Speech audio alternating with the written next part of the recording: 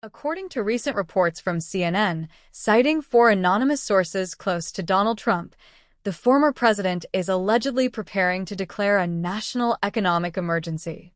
This bold and controversial move would enable him to invoke the International Economic Emergency Powers Act, IEEPA, granting him sweeping authority to impose tariffs on nearly all imports into the United States.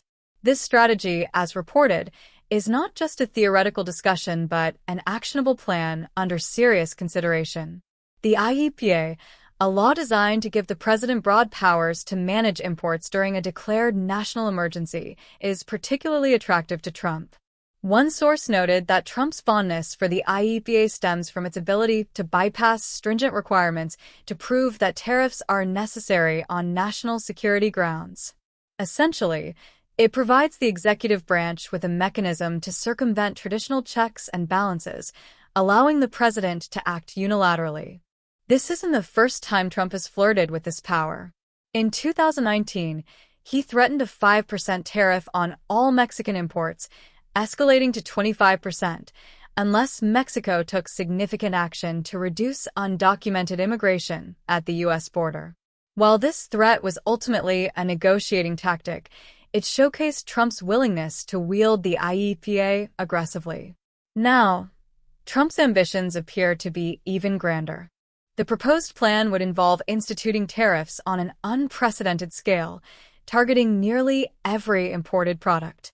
This move seems to stem from a desire for unrestrained authority to reshape trade policies, a desire that Congress and the Senate are unlikely to accommodate through legislative means. By declaring a national economic emergency, Trump could bypass the legislative process entirely, granting himself what he sees as absolute power. This approach raises serious concerns. First and foremost, it disregards the expertise of economists and financial analysts who overwhelmingly agree that such sweeping tariff policies are economically destructive. Tariffs are essentially taxes on imports, and these costs are inevitably passed on to American consumers. Everyday citizens, including Trump's own base, will face higher prices for goods ranging from electronics to everyday household items. The economic burden will fall disproportionately on lower-income families, who already spend a larger share of their income on necessities. Additionally, history provides a clear warning about the dangers of tariffs. Trade wars triggered by such policies often lead to retaliation from other countries, creating a cycle of economic harm.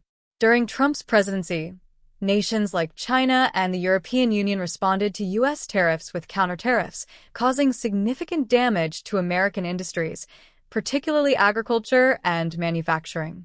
If Trump's current plan moves forward, we can expect similar retaliatory measures. Countries such as Canada and Mexico have already signaled their readiness to strike back, with detailed plans targeting U.S. industries.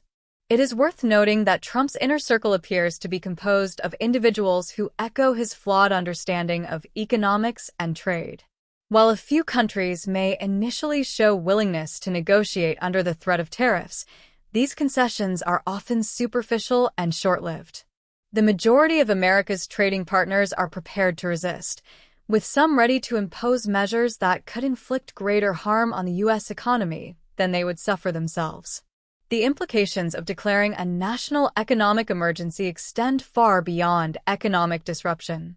Such a move represents a dangerous expansion of executive power, effectively sidelining the legislative branch, the body constitutionally tasked with making trade policy. Trump's willingness to exploit the IEEPA for personal political gain sets a troubling precedent. If unchecked, this could open the door for future presidents to invoke similar powers for equally dubious reasons, eroding the foundational principles of democratic governance. The potential fallout from this plan cannot be overstated. Businesses reliant on imported materials will face increased costs, which they will pass on to consumers or absorb through layoffs and reduced investment. Specific regions, particularly those heavily dependent on industries vulnerable to foreign retaliation, will suffer the most. However, the ripple effects will ultimately touch every corner of the country, leaving no one unaffected. This situation highlights a broader issue: Trump's unilateral approach to governance. By bypassing Congress and ignoring expert advice, he demonstrates a disregard for the checks and balances that are fundamental to our democratic system. While he frames these tariffs as a means of protecting American jobs and industries, the reality is that they are more likely to achieve the opposite. The burden of these policies will fall on the very people Trump claims to support, undermining economic stability and consumer confidence.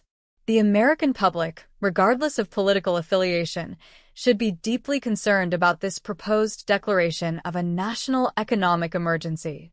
It's not just an overreach of executive power, it's a reckless gamble with the nation's economic future. Trump's reported insistence on pursuing this plan reveals a troubling disconnect from the realities of global trade and economics. While he may view this as a strategy to assert dominance and strength, the evidence suggests it is a path to economic self-sabotage. The question now is whether there will be sufficient pushback to halt this plan. Congress, business leaders, and the American public must recognize the stakes and act decisively.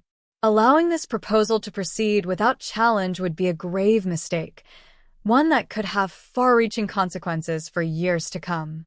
The time to act is now, before this disastrous plan becomes a reality.